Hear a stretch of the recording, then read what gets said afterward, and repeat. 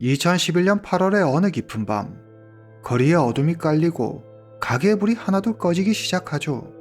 30대 남성의 뒤를 앳된 얼굴의 여성이 잔뜩 움츠린 채 따라가고 있습니다. 한 복권 가게 앞에 선 남성은 가게 주인과 은밀한 눈빛을 주고받죠. 그러고는 자신을 따라온 여성을 향해 말합니다. 명심해. 돈 제대로 받아오라고. 허튼 생각했다간 알지. 그 애들처럼 되고 싶지 않으면 착하게 굴어. 여성은 복권 가게 주인을 따라 안으로 들어가고 남성은 가게 앞에 서서 여성이 나오기를 기다립니다. 잠시 후 복권 가게를 나온 여성은 익숙한 듯 남성에게 돈을 건네고 돈을 확인한 남성은 만족스럽다는 듯 미소를 보이죠. 일을 마친 두 사람은 오래된 아파트 건물 지하로 들어갑니다. 칠흑같이 어두운 굴을 따라 여러 겹의 철문을 지나면 미로처럼 펼쳐진 공간이 나오고 안에선 여자들이 다정하게 여보라고 부르며 남자를 맞이합니다. 핏기 없는 얼굴에 깡마른 체구의 여자들이 여보라고 하는 이 남자는 대체 누구일까요? 그리고 이 지하 공간은 뭐하는 곳일까요? 오늘은 15년이 지난 지금까지도 회자되고 있는 충격적인 사건, 낙양시 지하 감옥 성노예 사건에 대한 이야기입니다. 오늘 이야기 시작합니다. 중국 허난성 낙양시 2009년 10월 샤오시아는 돈을 벌기 위해 고향 스촨을 떠나 낙양에 왔습니다. 그녀의 목표는 단 하나, 얼른 돈을 벌어 고향에 작은 가게를 차리는 거죠. 샤오시아는 빨리 돈을 벌기 위해 지금 유흥업소에서 일하고 있습니다. 일한 지 꽤 시간이 지났지만 생각처럼 돈이 모이지 않았습니다. 돈을 벌려면 손님들과 2차를 나가야 하는데 샤오시안에게 2차를 나가자는 손님이 별로 없었죠. 샤오시안은 손님을 따라 2차를 나가는 동료들을 그저 부러운 눈빛으로 바라만 볼 뿐이었습니다. 자기도 그들처럼 화대를 두둑하게 챙기고 싶었죠. 그런데 오늘은 좀 분위기가 달랐습니다. 한 남자가 아까부터 계속 자기를 뚫어지게 쳐다보고 있었죠. 샤오시안이 은근히 그에게 다가가자 그가 말을 겁니다. 나랑 나갈래? 높은 화대를 지불하겠다는 남자의 말에 샤오시안은 선뜻 그를 따라 나서죠. 그런데 이 남자 좀 이상합니다.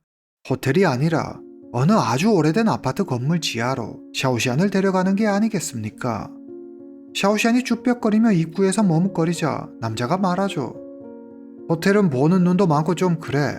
누구의 방해도 받지 않고 여기 조용히 즐길 수 있는 곳이 있어. 샤오시안은 좀 꺼림칙했지만 이대로 돈도 못 받고 돌아갈 수 없다는 생각에 남자를 따라 지하실로 들어가죠. 그런데 샤오시안이 지하실에 들어서자 남자의 눈빛이 매섭게 바뀌더니 문을 잠그고 다짜고짜 샤오시안을 때리기 시작합니다. 잔뜩 겁에 질린 샤오시안이 울며 남자에게 살려달라고 애원하죠. 하지만 남자는 눈썹 하나 까딱하지 않고 깊은 지하 구멍으로 그녀를 밀어넣고 가둬버리죠. 이후 한 명 한 명 여성들이 이 알 수 없는 지하 공간으로 끌려옵니다.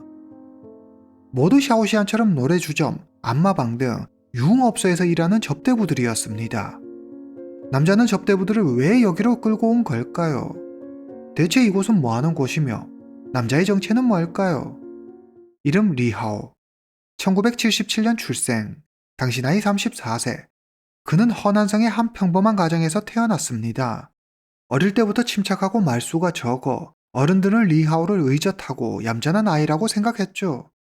하지만 학교에 들어가면서 운동도 좋아하고 활동적인 성격으로 바뀝니다. 중학교 시절 공부에 큰 흥미를 느끼지 못할 리하오는 직업 전문 학교에 들어가 기술을 배우는 데 집중하죠. 그는 소방관을 거쳐 허난성 과학기술청 품질관리부 공무원이 됩니다. 그에게는 자기보다 10살 어린 24살의 아내와 이제 막 8개월 된 아들이 있죠. 주변 이웃들은 리하오를 무척 모범적인 사람이라고 했습니다. 늘 웃는 얼굴로 인사하는 건 기본이고 아무리 사소한 일이라도 어려운 이웃을 돕는 데 발벗고 나서는 등 역시 나란 일을 하는 사람다웠다고 해요. 그뿐만 아니라 리하오와 어린 아내는 서로를 위하는 무척 보기 좋은 부부였다고 하죠. 주변 칭찬이 자자했습니다. 리하오의 직장 동료들 역시 그를 매우 좋게 평가했죠. 근면성실하고 모든 일을 열심히 하는 사람이었어요. 게다가 웃기기까지 해서 싫어하는 사람이 없었죠. 근데 하나 좀, 회식이나 동료들 모임에는 거의 참석하지 않았어요. 그게 좀 아쉬웠죠. 사회성도 좋고 남을 배려하는 사람이 회식이나 모임에 참석하지 않았다니 아무래도 좀 이상하죠. 사람들은 리하오의 자상한 웃음 너머에 무엇이 있는지 감히 상상조차 할 수 없었습니다. 2009년 8월, 리하오는 서공구에 있는 한 아파트 건물에 6평 정도 되는 지하실을 아내 이름으로 매입합니다. 바로 샤오시안을 데려갔던 그 지하실이죠. 상당히 노후된 아파트이다 보니 경비실이나 관리실이 따로 없었죠. 이 말은 관리 주체가 없으니 리하오가 지하실에서 무얼 하든 무슨 이상한 짓을 벌이든 사람들의 감시나 간섭을 받지 않을 수 있었다는 걸 의미했습니다. 리하오는 이 점을 이용해 지하실의 땅굴을 파 지면에서 6m 깊이의 지하 감옥을 만듭니다. 이게 무턱대고 땅을 판다고 해서 되는 게 아닐 텐데 리하오는 어떻게 6m 깊이의 지하 감옥을 만들 수 있었던 걸까요? 리하오는 허난성 과학기술청에서 일하기 전에 소방관으로 일했죠. 2차 붕괴 위험이 있을지도 모르는 좁은 공간에서 굴을 파고 작업했던 경험 덕에 리하오는 집안이 무너지지 않게 보강하면서 효율적으로 굴을 파는 법을 잘 알고 있었죠. 리하오는 매일 저녁 퇴근 후에 여기 지하실에 와서 혼자 땅을 파내려 갔습니다. 장비를 쓰면 소음 때문에 들킬 수 있어 삽과 곡괭이로만 땅을 팠죠. 장비도 쓰지 않고 오로지 삽과 곡괭이로만 이 지하 감옥을 만들었다니 능력자라고 해야 할지 대단하다고 해야 할지 아무튼 놀랍네요. 지하 감옥을 만들면서 가장 곤란했던 일은 파낸 흙을 처리하는 것이었죠. 리아오는 매일 밤 파낸 흙을 포대에 담아 조금씩 오토바이나 차에 실어 밖으로 날랐습니다. 이걸 무려 2년 동안 무한 반복하며 6m 깊이의 공간을 만들어내죠. 지하실 오른쪽 구석에 지하 감옥으로 가는 입구가 있는데 리아오는 그곳에 잡동사니를 가득 쌓아 입구를 숨겨 놓았죠. 입구를 막아놓은 유리를 치우면 사다리가 세워져 있는 수직 통로가 나옵니다. 입구는 직경이 50에서 60cm밖에 되지 않는 사람 하나가 겨우 들어갈 수 있을 정도로 작았으며 수직 통로의 깊이는 무려 4m에 달할 정도로 무척 깊었죠. 사다리를 타고 내려가면 니은자 모양으로 옆으로 길게 통로가 나 있었는데 이 통로를 지나면 단단히 고정된 5개의 철문이 나오고 5개의 철문을 모두 지나고 나면 또 철창이 나옵니다. 이 철창을 지나야 비로소 처음에 여자들이 있었던 비밀의 공간이 나오죠. 이 안에서 무슨 일이 일어나고 있는지 밖에서는 절대 알 수 없는, 함부로 드나들 수도 없고 만약 갇히기라도 하는 날엔 절대 도망칠 수 없는 곳, 리하오는 그런 지하 감옥을 만든 거였습니다. 그런데 그는 대체 왜 지하에 이런 곳을 만든 걸까요? 2007년, 리하오는 우연히 보게 된 성인 사이트에서 성인 방송이 돈이 된다는 사실을 알게 되죠. 그는 여기에 영감을 받아 성인 화상 채팅으로 돈을 벌 계획을 세우죠. 그러려면 먼저 여자들이 필요했습니다. 리하오는 유흥업소에서 일하는 여성들을 범행 대상으로 삼죠. 이유는 간단했습니다. 직업 특성상 접근하기 쉽고 가족과 관계가 끊어진 경우가 많고 잦은 이직과 잠적이 일상인 곳이라 설사 실종된다 하더라도 경찰조차 크게 신경 쓰지 않을 거라고 판단한 거죠. 리아오는 손님으로 가장해 업소 여성들에게 접근합니다. 그리고 높은 화대를 지불하겠다며 여성들을 유혹해 지하실로 데려오죠. 그리고 여성들이 지하실에 발을 들여놓으면 바로 돌변해 미리 준비해둔 흉기로 여성들을 위협하고 힘으로 굴복시켜 좁은 지하 감옥에 강제로 밀어넣어 감금했습니다. 리아오의 첫 번째 피해자가 바로 영상 초반에 나왔던 샤오시안이었죠. 그런데 여기서 더 충격적인 건 리아오가 샤오시안을 데려올 때 지하 감옥은 아직 완성된 상태가 아니었습니다. 혼자 그것도 밤에만 작업하려다 보니 아무래도 작업 속도가 나지 않았죠. 낮 동안 자기 대신 일해줄 사람이 필요하다고 생각한 리하오는 샤오시안을 데려와 자기가 없는 낮 동안 지하 구덩이를 파라고 시키죠. 한마디로 자기가 갇혀 지낼 곳을 직접 파라고 시킨 겁니다. 자기 손으로 자기가 갇혀 있을 곳을 판다는 게 어떤 심정이었을지 리아오의 잔인함이 정말 잘 드러나는 부분이죠. 그러면 지금부터 시간 순서대로 사건을 전개해 보겠습니다. 2009년 하루는 리하오가 야간 경비일을 구했다고 아내에게 거짓말을 합니다. 우리도 아이를 낳고 기르려면 돈이 더 필요해. 지금 이 월급으론 우리 둘이 먹고 사는 것도 빠듯해. 내가 야간 경비일을 구했어. 그래서 보름은 거기에서 자고 바로 출근하게 될 거야. 2009년 10월 지하 감옥이 어느 정도 틀을 갖추자 리아오의 사냥이 시작됩니다. 샤오시안을 시작으로 12월 18살의 두안을 지하 감옥으로 끌고 옵니다. 샤오시안과 두안을 리아오가 없는 낮에는 굴을 파고 밤에는 리아오의 놀이개가 되어야 했죠. 2010년 여름 더 이상 이 생활을 견딜 수 없었던 샤오시안이 도망칠 결심을 합니다. 이 지하 감옥에서 탈출하려면 먼저 앞을 막고 있는 5개의 철문 열쇠가 필요했죠. 기회를 엿보고 있던 샤오시안이 마침 등을 돌리고 땅을 파고 있던 리하오를 노려보죠. 그리고 리하오의 머리를 삽으로 힘껏 내려칩니다. 그러나 안타깝게도 샤오시안의 공격은 빗나갔고 머리를 맞은 리하오는 분노했죠. 리하오는 샤오시안을 무차별적으로 폭했고 샤오시안의 얼굴은 형태를 알아볼 수 없을 정도로 피범벅이 됐습니다. 반쯤 눈이 맛이 간 리하오가 두안을 쳐다보며 가까이 오라고 말하죠. 네가 샤오시안의 목을 졸라. 그럼 넌 풀어줄게. 샤오시안의 처참한 모습을 본 두안은 공포에 몸을 벌벌 떨었습니다. 이 모든 과정을 옆에서 지켜본 그녀는 리하오에게 완전히 제압당한 상태였죠. 두안을 리하오가 시키는 대로 샤오시안의 목을 조릅니다.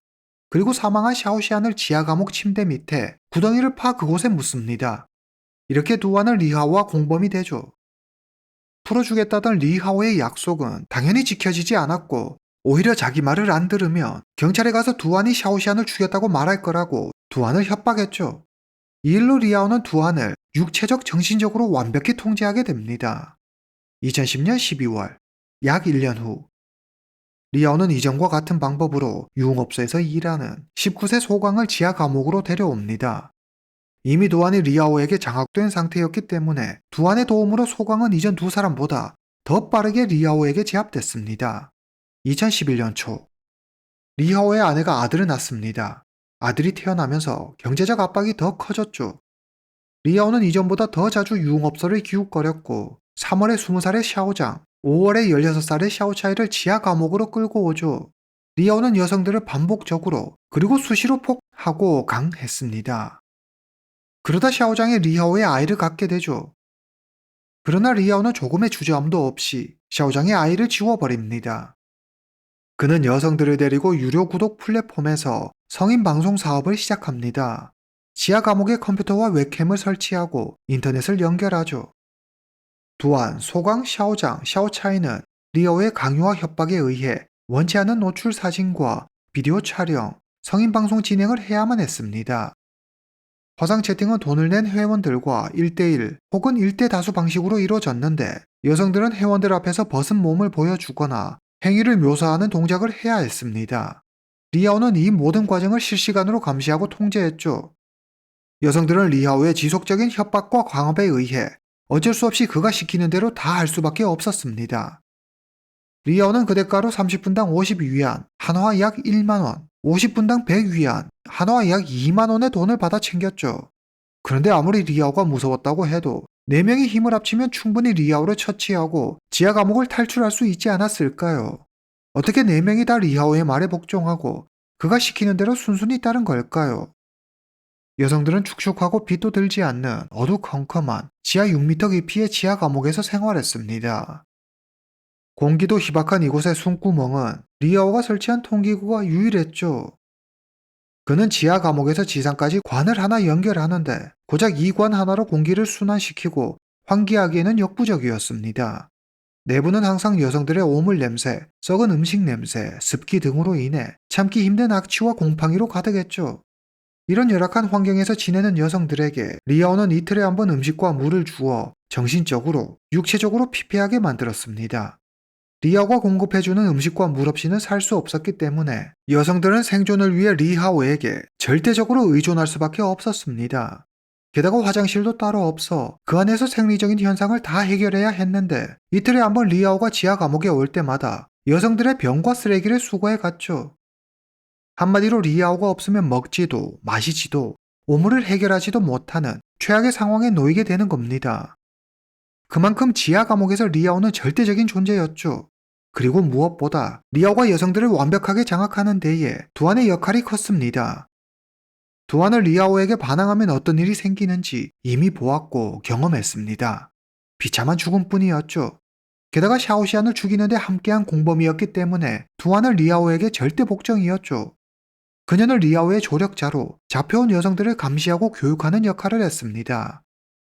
두안을 보며 뒤에 잡혀온 여성들 역시 완전히 동화되어 리하오를 따르고 동조하게 됩니다. 아무도 감히 리하오를 거역할 생각을 하지 못하죠. 리아오는 여성들에게 나름 컴퓨터도 쓸 수 있게 해줬는데 인터넷은 방송할 때만 연결할 수 있었기 때문에 여성들은 인터넷이 연결되지 않은 상태에서 컴퓨터로 게임을 하거나 영화를 볼 수 있었습니다. 리아오는 여성들에게 자신을 여보라고 부르게 했고 자기가 올 때마다 철장 앞으로 마중을 나오게 시켰습니다.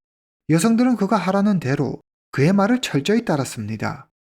점점 지하 감옥에서의 시간이 길어지면서 규칙도 생겼고 그들만의 사회가 만들어졌습니다. 그러면서 부작용도 생겨나는데요. 좁은 공간에서 또래의 여성들이 생활하다 보니 시기와 질투라는 감정도 생겨났습니다. 심지어 리아오를 두고 여성들 간의 다툼이 일어나기도 했죠. 2011년 5월 16살의 샤오차이가 지하 감옥으로 오면서 큰 사건이 일어납니다. 여성들이 지하 감옥 생활에 얼마나 완벽하게 흡수되었는지 단박에 알 수 있는 사건이었죠. 샤오차이는 여성들 중 가장 어리고 예뻤습니다. 샤오차이가 온 후로 리하오는 샤오차이만 찾으며 그녀를 특별하게 대했죠. 이는 그동안 리하오의 조력자로 지하 감옥의 또 다른 권력이었던 두안의 질투를 불렀고 두안은 다른 여성들을 선동해 샤오차이를 괴롭혔습니다. 리하오가 가져온 물과 음식을 나눠주지 않았고 자신들의 배설물을 먹게 하는 등 가혹행위를 했죠. 그런데 이때 샤오차이가 성병에 걸리게 됩니다. 그러자 리하오는 자신과 잠자리를 할 수 없게 된 샤오차이를 무시하고 구박하기 시작했죠. 리아오와 잠자리를 하지 않는다는 건 이곳에선 쓸데없는 존재가 됐다는 걸 의미했습니다. 2011년 7월 리아오의 동의하에 대대적인 집단 공격이 가해집니다. 이미 영양실조와 질병으로 쇠약해질 대로 쇠약해진 16살의 샤오차이는 그날 밤에 매질을 견디지 못하고 지하 감옥 구석에서 끝내 숨을 거두고 맙니다. 리아오와 두안, 소강 샤오장은 샤오차이를 지하 감옥 바닥에 매장합니다. 리아오는 23살의 샤오마를 유인해 지하실로 끌고 옵니다. 그녀는 여성들 중 유일한 외지인이었죠. 두안, 소강, 샤오장, 이제는 샤오마까지 밤이 되면 이들은 리아오의 감시 속에 성인 방송을 합니다. 이렇게 몇 달 동안 리하오는 수천 위안, 한화 약 수십만 원을 벌게 되죠. 그러나 이 정도 벌자고 시작한 일이 아니었습니다. 리아오는 진짜 돈이 되는 일에 눈을 돌립니다. 2011년 8월 리하오는 두안과 샤오장을 데리고 밖으로 나옵니다. 그리고 성매매를 시키죠. 아무리 여성들이 리하오에게 완전히 장악된 상태라 할지라도 여성들을 데리고 밖으로 나오는 일은 리하오에게 있어서는 위험을 무릅쓴 도박 같은 일이었습니다. 하지만 성인 방송으로 버는 돈으로는 4명의 여성을 먹이기에도 빠듯했기 때문에 가족을 위해 돈이 절실히 필요했던 리하오는 위험을 감수하고 모험을 할 수밖에 없었죠. 우려와 달리 일을 끝낸 두안과 샤오장은 리아오를 제발로 찾아옵니다. 그것도 화대로 받은 돈까지 들고 말이죠. 두안과 샤오장은 리아오의 생각보다 훨씬 더 깊이 그에게 장악된 상태였으며 완전히 리아오에게 복종했습니다. 두안과 샤오장은 며칠 만에 700위안, 한화 약 15만 원을 벌어들이죠. 이는 성인 방송과는 비교도 안 되는 큰 돈이었습니다. 수입이 만족스러웠던 리아오는 점점 더 자주 두안과 샤오장을 밖으로 데리고 나오죠. 9월 2일 리아오는 두안과 샤오장이 일을 끝난 뒤에도 도망치지 않고 순순히 자신에게 돌아오는 것을 보고 여성들이 자신에게 완전히 길들여졌다고 확신하게 됩니다. 자신감이 붙은 리하오는 이번에는 지하 감옥에 온 지 2달도 채 되지 않는 샤오마까지 3명의 여성을 데리고 밖으로 나옵니다. 그러나 샤오마는 앞에 두 여성, 두안 샤오장과 달랐죠. 리아오가 손님을 데려오기 위해 잠시 자리를 비운 사이 그녀는 필사의 탈출을 감행합니다. 샤오마는 뒤도 돌아보지 않고 죽을 힘을 다해 경찰서를 향해 달렸습니다. 그리고 경찰서에 도착한 샤오마는 경찰에 그간 있었던 일을 모두 이야기하죠. 아무리 오래된 건물이라고 해도 사람들이 버젓이 살고 있고 그것도 빈번히 드나드는 곳에 그런 장소가 있고 지난 2년간 그런 일이 이루어지고 있었다니. 경찰은 터무니없는 소리라며 코웃음을 치면서도 샤오마의 진술이 꽤 구체적이었기 때문에 반신반의하며 그녀가 2달간 갇혀 지냈다는 지하 감옥으로 출동합니다. 샤오마의 말은 사실이었습니다. 지하실 구석에 어지럽게 놓여있는 잡동사니를 치우고 나니 샤오마의 말처럼 유리덮개에 막혀있는 입구가 나오고 5개의 철문과 철창을 지나니 샤오마가 3명의 여성과 갇혀 지냈다는 지하 공간이 나옵니다. 사람들이 살고 있는 아파트 건물 아래에 실제로 지옥이 존재했다니 경찰들은 엄청난 충격에 빠집니다. 경찰은 그곳에서 여보라고 부르며 철창으로 마중 나온 소강을 마주하죠. 그녀는 경찰을 보고 반가워하는 것이 아니라 잔뜩 경계하는 눈으로 두려워하고 있었습니다.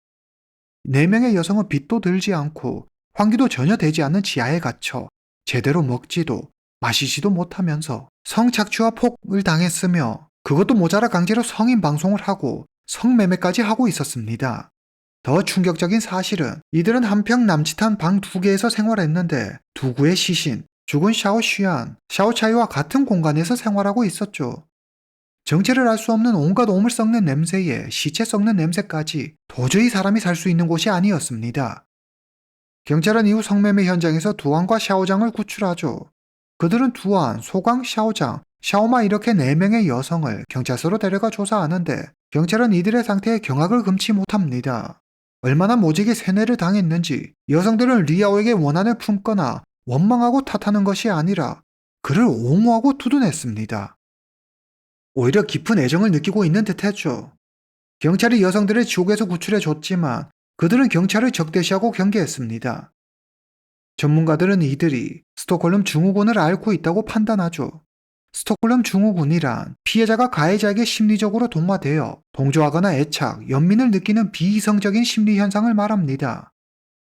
여성들은 샤오시안과 샤오차이가 잔인하게 목숨을 잃는 걸 보며 리아오의 뜻을 거스르면 죽는다는 공포를 느낍니다. 외부 도움 없이 자신들 힘만으로 철창과 5개의 철문을 열고 나갈 방법이 없었던 여성들은 생존에 필요한 최소한의 공기와 물, 음식만 제공되는 열악한 환경에서 정상적인 사고를 할 능력을 잃게 되죠.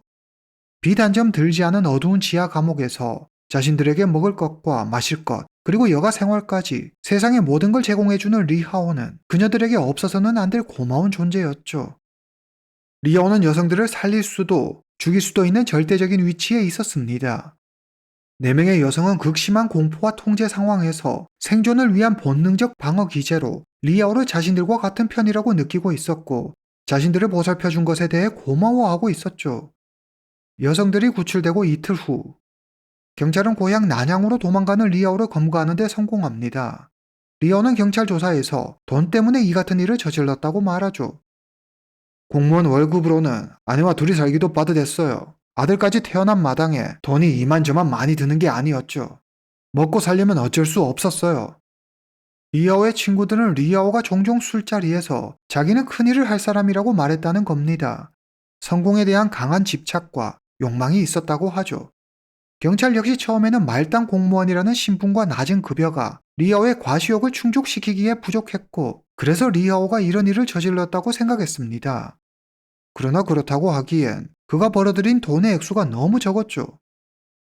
리아오는 성인 방송으로 약 3천 위안, 한화 약 65만 원을 벌었습니다. 고작 이 돈을 벌자고 이렇게 위험하고 비정상적인 방법을 썼다는 게 이해가 가지 않았죠. 그룹하고 지하 감옥을 만드는 데 들인 시간만 거의 2년입니다. 그가 들인 시간과 돈을 따져보면 수익률이 너무 낮았죠. 이 때문에 경찰은 돈이 아닌 다른 이유가 있었을 거라고 추측합니다. 전문가들은 리아오의 억눌린 권력욕과 변태적 성적 욕망, 금전적 갈망이 뒤섞여 이런 끔찍한 형태로 발현된 것이라고 이야기했습니다.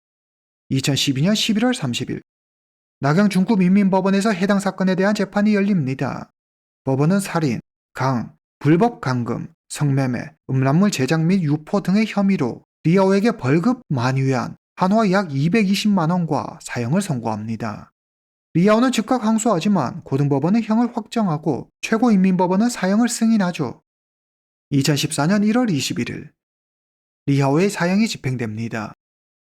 해당 사건의 재판에서 가장 논란이 되었던 부분은 리아오의 지시로 동료를 살해하거나 학대하는 데 가담한 여성들에 대한 처벌이었습니다. 법원은 여성들이 살인죄로 기소돼 유죄 판결을 받았지만 강압에 의한 어쩔 수 없는 상황이었던 점과 여성들 역시 피해자였음을 인정해 두안은 징역 3년형을, 소강과 샤오장은 징역 3년에 집행유예 4년을 선고하죠. 사실 이 사건은 처음에 대중에게 알려지지 않았습니다. 낙양은 중국의 7대 고도 중 하나죠. 역사적 가치가 높고 중국인의 자긍심을 고취하는 중국의 옛 수도 낙양에서 이런 비인간적이고 비윤리적인 사건이 일어났다는 건 절대 용납될 수 없는 일이었습니다. 당국은 낙양의 이미지를 훼손하고 중국 정부가 주는 전국 문명 도시상을 받는 데 방해가 될 수 있다며 철저히 언론 보도를 통제했습니다. 실제로 이 사건을 취재했던 기자가 국가기밀 유출 혐의로 구금되는 일도 있었죠. 이후 사건은 광저 출신의 한 기자에 의해 대중에게 알려지게 되었고 중국인들은 충격과 분노에 휩싸였습니다. 특히 중국 사회의 치안 문제를 지적하며 강력한 처벌을 요구했죠. 친절함과 웃음 뒤에 감춰진 인간의 잔인함과 잔혹한 본성, 약자가 또 다른 약자에게 행한 힘, 인간의 어두운 밑바닥을 보여준 오늘의 사건, 여러분들은 어떻게 보셨습니까? 오늘 이야기는 여기까지입니다. 다음 시간에 뵙겠습니다.